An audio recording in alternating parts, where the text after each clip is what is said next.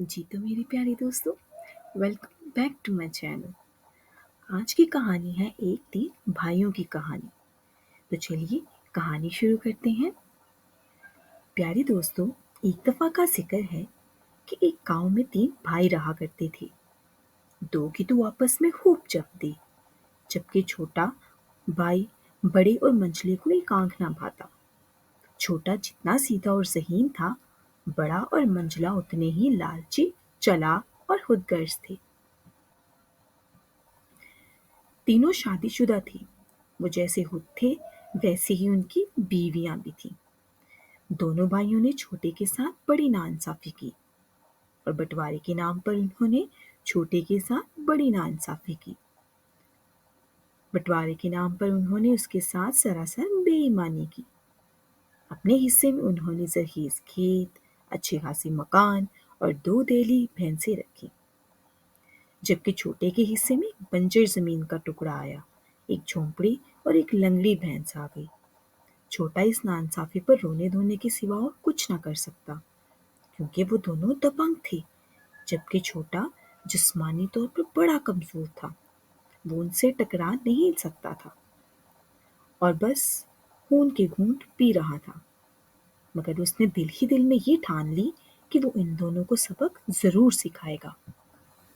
छोटा क्या करता कि वो रात को अपनी लंगड़ी भैंस को उनके खेतों में घास चरने के लिए डाल दिया करता।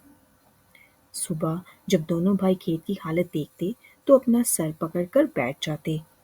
उन्होंने इधर-उधर काफी पूछताछ की, मगर उन्हें चोर के बारे में कुछ पता न चल सका। काफी सोचो विचार के बाद उन्हें एक तरकीब सूझी। उन्होंने एक दिन खेत की मुंडेर पर आग जलाकर रखी और साथ ही एक कटोरी में खीर बनाकर भी रखी। छोटा जब रात को अपनी भैंस लेके पहुंचा तो वहां खीर देख के बड़ा खुश हुआ। उसने झट से खीर चट कर ली, लेकिन वो बेचारा ये नहीं जानता था कि उसके भाइयों ने इस खीर में ऐसी जड़ी बूटी का इस्तेमाल किया है जिसे खाकर वो नींद में आ जाए। और जो ही छोटे ने खीर खाई तो उसे जोर की नींद आ गई और जब उसकी आंख खुली तो दिन कब का चढ़ गया। दोनों भाइयों को चोर का पता मिल चुका था और उन्होंने उसी रात छोटे की भैंस को मार डाला। छोटा अपनी भैंस की मौत पर बहुत रोया, खूब वावेला मचाया, लेकिन उसकी बीवी ने उसे समझाया कि रोने धोने का अब कोई फायदा नहीं।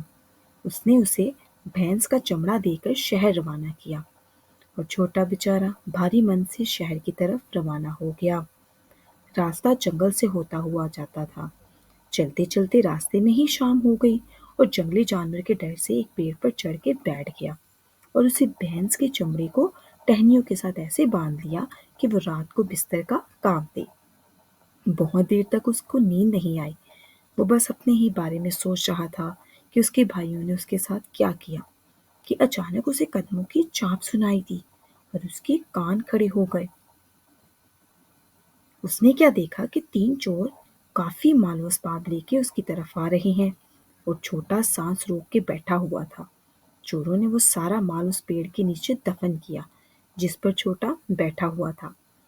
चोर उस काम से फारिग होकर टांगे फैलाकर सो गए और उनमें से एक चोर को आंखें खुली रखकर सोने की आदत थी। छोटे को लगा कि वो उसे देख रहा है और वो घबरा गया और घबराहट में पेड़ से नीचे गिर गया और वो चोरों के ऊपर गिरा।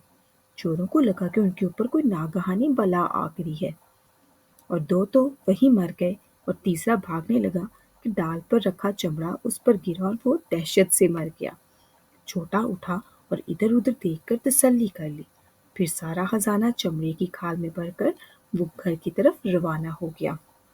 जब सुबह-सुबह घर पहुंचा तो उसकी बीवी पहले से ही उसी का इंतजार कर रही थी और जब उसने सोने और जेवरात देखे तो उसकी बीवी भी शामर्द हो गई। छोटे ने उसे तराजू लाने के लिए मंजले के यहाँ भेजा। मंजले ने तराजू तो दे दिया, मगर एक दिल में गुरेज सी थी। सोचा कि देख के तो आऊं कि छोटा क्या तोलने जा रहा है। वो दबे पांव छोटे के घर पहुंचा और चोरी छुपे अंदर झांकने लगा।